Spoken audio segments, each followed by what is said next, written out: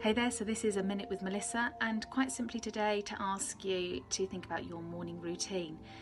Is your morning routine, your regular routine, setting you up for the day to be a positive one? Or does it start out harassed, looking at emails too early, text messages too early? Think about your morning routine. Think about allowing your time to come round. Think about having things organised, having a good breakfast, and maybe you might start your day with a bit of meditation, journal writing, planning out your day, or perhaps going for a walk.